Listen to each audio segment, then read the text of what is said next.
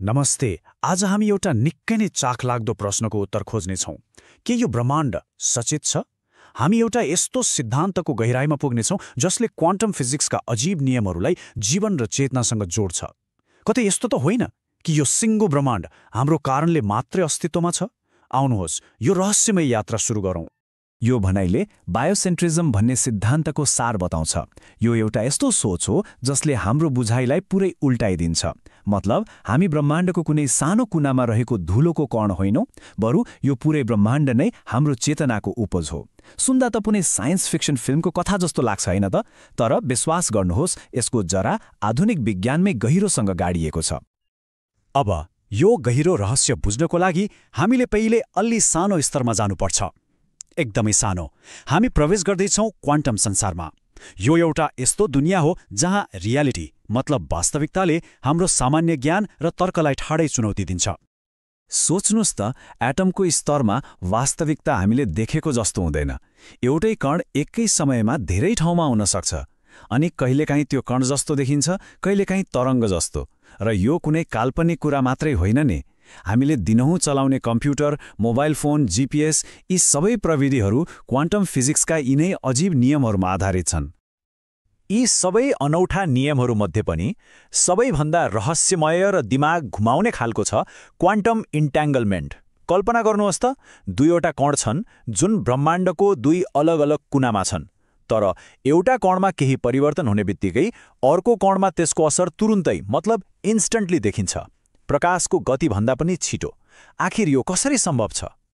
यो विचार यति अजीब थियो कि महान वैज्ञानिक अल्बर्ट आइन्स्टाइन आफैले पनि यसलाई स्पुकी एक्सन एट अ डिस्टेन्स अर्थात् टाढाबाट हुने डरलाग्दो कार्य भनेका थिए। यसबाटै थाहा हुन्छ कि क्वान्टम संसारको वास्तविकताले त्यति बेलाका सबैभन्दा तेज दिमाग भएका मानिसहरूलाई पनि कतिसम्म चकित पारेको थियो। र यो कुनै आजको समस्या होइन। वैज्ञानिकहरूले 100 वर्षभन्दा बढी समयदेखि यो क्वान्टम पहेँली सुल्झाउने कोसिस गरिरहेका छन्, तर रहस्य अझै पनि उस्तै छ। 20औं शताब्दीको सुरुवाततिर Max Planck, Einstein, Niels Bohr, Schrodinger जस्ता वैज्ञानिकहरूले भौतिक विज्ञानको जग नै हल्लाइदिए। उनीहरूका खोजहरूले हाम्रो संसारलाई सधैँको लागि त बदलिदियो, तर साथमा यस्ता गहिरा प्रश्नहरू पनि छोडेर गयो जसको जवाफ आजसम्म पनि खोजिँदैछ। अब यहाँबाट कुराले एउटा एकदमै नाट्यकीय मोड लिन्छ।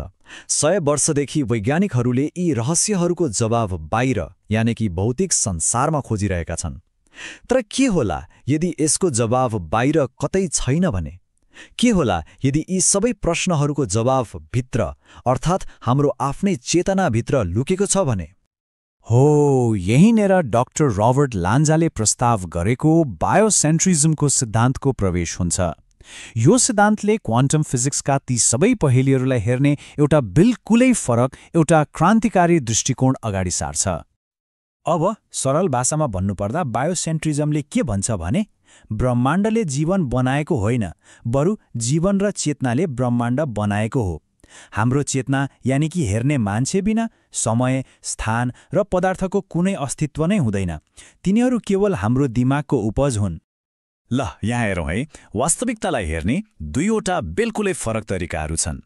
एकातिर हाम्रो परम्परागत सोच छ जसले भन्छ ब्रह्माण्ड एउटा ठूलो स्टेज हो जुन पहिलेदेखि नै थियो अनि जीवन पछि आयो। तर अर्कोतिर बायोसेन्ट्रिजमले यो पुरै सोचलाई उल्टाइदिन्छ। यसले भन्छ कि समय र स्थान बाहिर कतै छैनन्, ती त हाम्रो चेतनाका औजारहरू हुन्। ठिक त्यसरी जसरी कछुवाले आफ्नो खबटा जहिले पनि आफूसँगै बोकेर हिँड्छ। त्यसो भए सबैभन्दा ठूलो प्रश्न, यो सिद्धान्तले क्वान्टम फिजिक्सका ती रहस्यहरूलाई कसरी समाधान गर्छ त? यसको जवाफ लुकेको छ दर्शक अर्थात् अब्जर्भरको शक्तिमा। ल, अब एक एक गरेर हेरौँ है। बायोसेन्ट्रिजमले यी रहस्यहरूलाई कसरी व्याख्या गर्छ? जस्तै त्यो प्रसिद्ध डबल स्लिट प्रयोग। जबसम्म कसैले हेर्दैन, एउटा कण सबै सम्भावित बाटोहरूबाट एकै पटक जान्छ, तर हेर्ने बित्तिकै त्यसले एउटा निश्चित बाटो रोज्छ। किन? बायोसेन्ट्रिजम भन्छ हाम्रो अवलोकन, हाम्रो चेतनाले नै त्यो सम्भावनालाई वास्तविकतामा बदलिदिन्छ। अनि त्यो इन्ट्याङ्गलमेन्टको कुरा, त्यो यसकारण काम गर्छ किनभने गहिरो वास्तविकतामा दूरी वा स्थान भन्ने कुरा नै छैन। यो त हाम्रो दिमागले बनाएको अवधारणा मात्र हो। त्यसैले ती कणहरू वास्तवमा कहिले छुट्टिएकै थिएनन्। र यो कुरा केवल कुनै दार्शनिक कल्पना मात्रै होइन, यसको पछाडि बलियो वैज्ञानिक आधार पनि बन्दैछ। जस्तै भर्खरै 2022मा भौतिक शास्त्रको नोबेल पुरस्कारले क्वान्टम एन्ट्याङ्गलमेन्ट वास्तविक हो भनेर प्रमाणित गर्यो।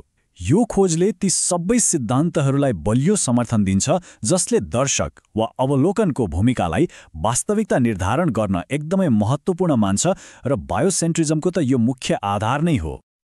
खैर, यदि यो सिद्धान्तलाई एकछिनको लागि सही मान्ने हो भने यसले हाम्रो जीवन, मृत्यु र समग्र अस्तित्वलाई हेर्ने दृष्टिकोणमा कस्तो असर पार्ला? यसको असर साँच्चै नै एकदमै गहिरो र व्यक्तिगत छ।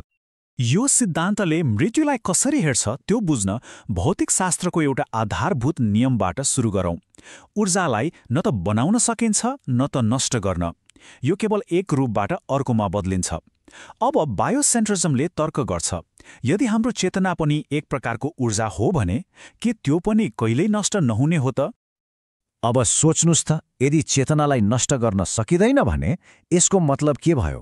यसको मतलब मृत्यु, जसलाई हामी जीवनको अन्त्य मान्छौं, त्यो वास्तवमा अन्त्य नहुन सक्छ। यो त केवल चेतनाको एउटा अवस्थाबाट अर्कोमा हुने परिवर्तन मात्रै हो, ठीक त्यसरी जसरी हामी एउटा कोठाबाट अर्को कोठामा जान्छौं। यस्तो दृष्टिकोण अपनाउने हो भने जीवनलाई हेर्ने हाम्रो तरिका नै पुरै बदल्दिन सक्छ। पहिलो, मृत्यु अन्त्य होइन भन्ने बुझेपछि सायद मृत्युको डर कम हुन्छ। दोस्रो, सबै जीवहरू एउटै चेतनाका हिस्सा हुन् भन्ने सोच्दा एक आपसमा सम्बन्धको भावना अझै गहिरो हुन्छ। र तेस्रो, यदि समय नै हाम्रो दिमागको उपज हो भने वर्तमान क्षण हो, यही क्षण नै एकमात्र वास्तविकता बन्छ। डाक्टर रोबर्ट लान्जाको एउटा भनाइले यो सिद्धान्तको सारलाई एकदमै सुन्दर तरिकाले बताउँछ। उनी भन्छन्, कुनै व्यक्ति समुद्रमा एक थोपा मात्र होइन, बरु त्यो व्यक्ति एउटा थोपामा सिङ्गो समुद्र हो। यसको मतलब के हो भने व्यक्ति र ब्रह्माण्ड बीचको जुन सीमा हामी देख्छौं त्यो केवल एउटा भ्रम हो। वास्तवमा हामी सबै एउटै बृहत चेतनाका अभिन्न अङ्ग हौं। र अन्तमा यो सबै विश्लेषणले हामीलाई एउटा निकै गहिरो प्रश्नको अगाडि ल्याएर छोडिदिन्छ। के हामी यो ब्रह्माण्डमा केवल बाँचिरहेका छौं वा यो ब्रह्माण्ड नै हामी मार्फत बाँचिरहेको छ? के हामी यसका दर्शक मात्र हौं वा हामी नै यसका सृष्टिकर्ता, निर्देशक र मुख्य पात्र पनि हौं?